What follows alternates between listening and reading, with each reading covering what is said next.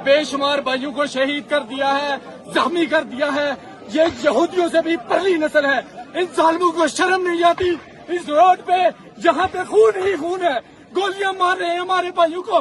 क्या तमाशा है ये? आप हमारे पैसों पे पलते हैं। ये गोलियां हमारे टैक्स के पैसे से खरीदते हमें मार रहे हो। जालिमो, यहाँ जवाब न दिया, कब्र में तो दौड़ गए। कलमा नहीं पड़ता तुम क्या? इतना तो श्रीनगर में हमारे ऊपर जुल्म नहीं हुआ। ये क्या कर रहे हो? इंटरनेशनल मीडिया, भाई सारी दुनिया, ह्यूमन राइट ऑर्गेनाइजेशन, कहाँ मर गए आप सब लोग? कहाँ मर गए? कहाँ मर गए?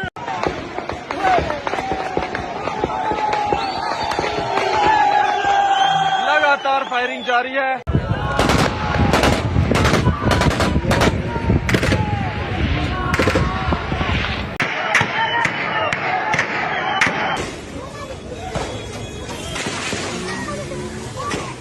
जालिमो जवाब दो, खून का हिसाब दो। गुंडा करती गोली लाठी। वतन, वतन, इसकी हिफाजत, इसकी खातिर। पाकिस्तानी कंट्रोल्ड कश्मीर के अंदर इस वक्त क्या चल रहा है? मुजाहिरीन पर सरेआम गोलियां क्यों चलाई जा रही हैं? मुबैना तौर पर 20 से 30 लोगों के शहीद होने की इतलात सामने आ रही हैं, लेकिन मशहूर सहाफ़ी इमरान रियाज खान के मुताबिक ये तादाद 100 को भी क्रॉस कर चुकी है। भारतीय फौज की तरफ से हमारे जम्मू कश्मीर के अवाम पर जो जुल्म बर्बरियत होता है, यहाँ का जुल्म उससे कई गुना ज़्यादा हो चुका है। पिछले 53 दिनों में हमारी 100 से ज़ायद शहादतें हो चुकी हैं, 1000 से ज़ायद ज़ख्मी हो चुके हैं। ये तो बड़ी खौफनाक सिचुएशन है जो उमर नज़ीर कश्मीरी साहब बता रहे हैं कि अपने भाई भी शहीद हुए। अब इस टॉपिक पर बाकायदा बात करने से पहले आपको बताता चलूं कि बहुत लोग ये सवाल कर रहे हैं कि मैंने इस सीरियस इशू पर पहले बात क्यों नहीं की। देखें, इसकी पहली वजह तो ये है कि हमारा मीडिया टोटल ब्लैकआउट हो चुका है। हमारा मीडिया भी असल में गोदी मीडिया बन चुका है, यानी टोटल स्टेट के कंट्रोल में है, जहाँ पर कश्मीर से मुतल्लिक कोई खबरें नहीं चलाई जा रही। और जो खबरें चल भी रही हैं वो झूठी या फिर मैनिपुलेटेड हैं, प्रोपेगेंडा किया जा रहा है, जो कि कश्मीर के अवाम कन्फर्म भी कर रहे हैं कि ऐसा कुछ नहीं हो रहा। और इसके बरक्स अल जज़ीरा और दूसरे इंटरनेशनल न्यूज़ चैनल इसको बेहतरीन तौर पर कवर कर रहे हैं, यानी असल खबर वो चला रहे हैं। मतलब एक तरफ तो मीडिया ब्लैकआउट होने की वजह से असल खबर सामने नहीं आ पा रही, और दूसरा सोशल मीडिया पर आप जानते हैं कि हर वीडियो को वेरीफाई करना मेरे लिए पॉसिबल नहीं है। सोशल मीडिया की वीडियोज़ के अंदर ज़्यादातर आप जानते हैं कि झूठ ही होता है। तो आप ज़रा खुद सोच कर देखें कि जब मेरे पास इन्फॉर्मेशन भी क्लियर नहीं है, मैं खुद भी वहाँ पर मौजूद नहीं हूँ, तो कैसे मैं एक चीज़ को 100% एक्यूरेसी के साथ आपको रिपोर्ट कर सकता हूँ। और दूसरी वजह यह है इस प्रोटेस्ट को अभी तक कवर ना करने की कि आप जानते हैं कि ये करंट अफेयर है जिसके अंदर हर वक्त सूरत हाल हर घंटे बदलती रहती है। तो जब तक मैं वीडियो अपलोड करूँगा अगले घंटे के अंदर सूरत हाल बदल चुकी होगी। और आप जानते हैं कि ये इन्फॉर्मेशन चैनल है, ना कि न्यूज़ चैनल जो कि हर घंटे की रिपोर्टिंग आपके सामने लेकर आए, क्योंकि इसकी एक एक वीडियो बनाने पर कई दिनों की मेहनत और रिसर्च लगती है। जबकि दूसरी तरफ इमरान रियाज खान जैसे दलेर सहाफ़ी जिनका कंटेंट ही यही है, हर घंटे के बाद आपको इस पर एक वीडियो करते हुए मिल जाएंगे जो कि सेंसिबल भी है, लेकिन मेरे लिए ऐसा पॉसिबल नहीं है। इसलिए आज की इस वीडियो के अंदर मैं सिर्फ रूट कॉज पर बात करूंगा कि ये मसला आखिर है क्या और क्या क्या कुछ रिपोर्ट हो चुका है, ये मसला कहाँ से शुरू हुआ, दोनों साइड्स का मौक़िफ़ क्या है और आगे इसका क्या रिजल्ट निकल सकता है। देखें, कश्मीर असम्बली की टोटल 45 सीट पर हमेशा इलेक्शन होता है, जिनमें से 33 पर कश्मीर में रहने वाले शहरी वोट करते हैं, जबकि 12 सीटें रेफ्यूजीज़ की हैं। 1945 यानी पार्टीशन और फिर इसके बाद 1965 की जंग के बाद जो मुहाजिरीन इंडियन ऑक्युपाइड कश्मीर से पाकिस्तानी कश्मीर के अंदर आए थे वो तकरीबन 20 से 22 लाख के करीब थे। और जब ये यहाँ पर आए तो सवाल पैदा हुआ कि पॉलिटिकली तौर पर कश्मीर को ये कैसे रिप्रेजेंट करेंगे, क्योंकि ये बहुत बड़ा नंबर है। 1975 का आज़ाद जम्मू कश्मीर के आइन का आर्टिकल 20 ये कहता है कि इन लोगों को जो कि हिंदुस्तान साइड के कश्मीर से यहाँ पर आए थे, इनको टोटल 12 सीटें दी जाएंगी और इन सीट्स पर मुख्तलिफ इलाकों से आए लोग शामिल हो सकते थे, चाहे इस वक्त वो पाकिस्तान के किसी भी कोने में रह रहे हों। अब मसला ये है कि इन 12 सीट्स को सिर्फ चंद हज़ार वोट लेकर कोई भी जीत जाता है और कश्मीर के बाहर बैठकर कश्मीर को रिप्रेजेंट करने पहुँच जाता है। मतलब आसान अल्फाज के अंदर इस्लामाबाद के वफादार जो कि कश्मीर के अंदर नहीं रहते, उनको ये सीट्स बांट दी जाती हैं और ये वो लोग हैं जिनको कश्मीर के हालात का कुछ नहीं पता। और उससे भी बढ़कर जुल्म ये है कि कश्मीर की तमाम बड़ी मिनिस्ट्रीज़ भी इन्हीं 12 सीट्स को दे दी जाती हैं। जब 2023 के अंदर इन्हीं 12 सीट्स की वजह से इमरान खान की हुकूमत को गिराया गया, तो तब कश्मीरी अवाम को ये सारी गेम समझ में आ गई कि कैसे इन सीटों को पॉलिटिकल इंजीनियरिंग के लिए इस्तेमाल किया जा रहा है। और आज इन्हीं सीट्स को ख़त्म करवाने के लिए, यानी इन 12 सीट्स को ख़त्म करने के लिए ये एहतजाज पूरे कश्मीर के अंदर फैल चुका है, जिसको ख़त्म करने के लिए ताकत का इस्तेमाल किया जा रहा है। और इस एहतजाज को जो जमात लीड कर रही है उसका नाम है अवामी एक्शन कमेटी, जो कि कश्मीर के लोगों पर ही मुश्तमिल है। इसका किसी पॉलिटिकल पार्टी से कोई ताल्लुक नहीं है। मई 2023 के अंदर जिस वक्त गंदम की शॉर्टेज हुई थी तो तमाम पॉलिटिकल पार्टी से तंग आकर कश्मीरियों ने अपनी एक इंडिपेंडेंट जमात बनाई थी, जिसका किसी सियासी जमात से कोई ताल्लुक ना हो, जो सिर्फ कश्मीर के हकूक़ के लिए लड़ सके, इनके हकूक़ के लिए एहतजाज कर सके। जिस जमात को अवामी एक्शन कमेटी का नाम दिया गया, जो कि शुरू के अंदर सिर्फ बिजली की कीमतें, गंदम की कीमत पर एहतजाज करती रही और इसके अलावा इसकी डिमांड थी कि वज़ीरों मुशीरों के प्रोटोकॉल और इनकी शाह खर्चियों को ख़त्म किया जाए, और हुकूमत ने तकरीबन इनकी सभी डिमांड्स को मान भी लिया था। इसके बाद मई 2024 के अंदर एक बार फिर से ये एहतजाज करते हैं तो दंगे फसाद शुरू हो जाते हैं, जिसके अंदर 5 लोग मारे जाते हैं। और इस वक्त इनका मौक़िफ़ ये था कि हुकूमत ने इनसे जो वादे किए थे वो पूरे नहीं किए। और अगर इस वक्त की बात करें तो इस वक्त इनकी डिमांड है कि इन 12 सीटों को ख़त्म किया जाए और जो कश्मीरी मुल्क से बाहर हैं इनको भी वोटिंग का हक दिया जाए और इलेक्शन से पहले ये काम किया जाए, वरना बहुत बड़ा लॉन्ग मार्च होगा। पर इस वक्त जो आप सूरत हाल देख रहे हैं वो दरअसल इलेक्शन का पहला फेज़ होने के बाद इस लॉन्ग मार्च को रोकने के दौरान की फुटेजेस के तौर पर देख रहे हैं।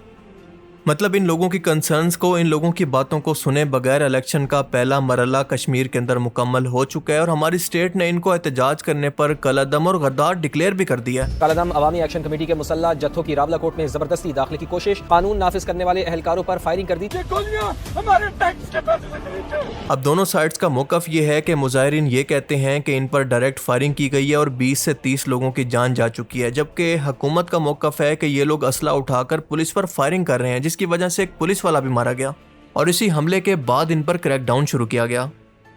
यानी वही पुराना स्क्रिप्ट के जो शख्स भी अपने हक के लिए आवाज़ उठाए, इसको एंटी नेशनल, गद्दार, रा के एजेंट, मुल्क दुश्मन, मुसल्ला जत्थे के सर्टिफिकेट बांटना। हमारे बहुत सारे भाई जख्मी हो चुके हैं, अल्लाह की जात हमारे भाइयों की हिफाजत करे। अपने ही लोग सिविल कपड़ों के अंदर मुजाहिरीन के अंदर घुसाकर पहले सिक्योरिटी फोर्सेस पर हमला करवाना और इसी को बुनियाद बनाकर इन मुजाहिरीन को कुचल देना।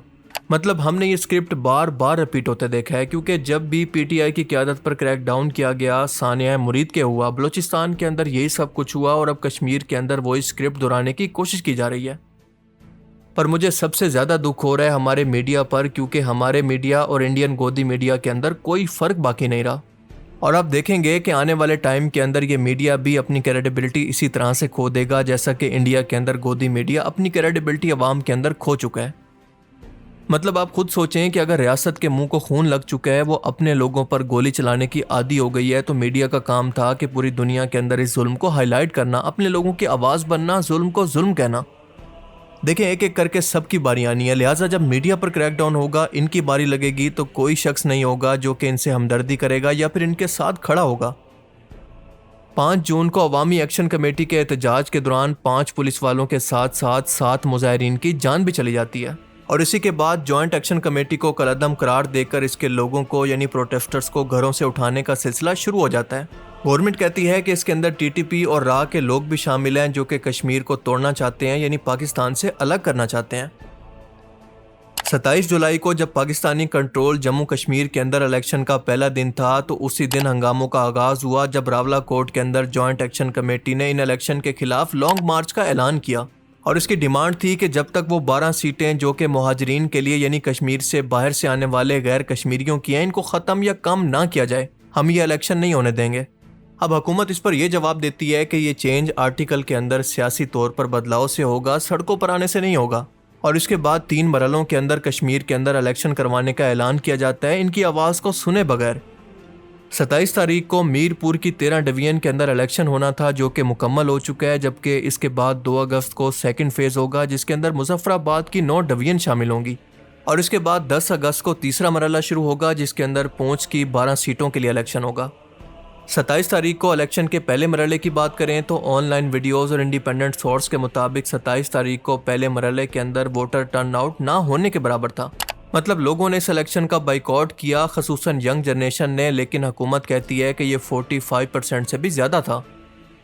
आप जानते हैं कि जॉइंट एक्शन कमेटी इस इलेक्शन से कई हफ्ते पहले पूंछ के अंदर धरना देकर बैठी थी, इसी वजह से कि इन 12 सीटों को इलेक्शन से पहले ख़त्म किया जाए। पर जब वो देखती है कि इनकी डिमांड्स को सुने बगैर या फिर पूरा किए बगैर ये इलेक्शन अनाउंस करके करवा भी दिया गया है, तो वो 27 तारीख को रावला कोर्ट से लॉन्ग मार्च का ऐलान करती है और कहती है कि इसको हम मुजफ्फराबाद तक लेकर जाएंगे।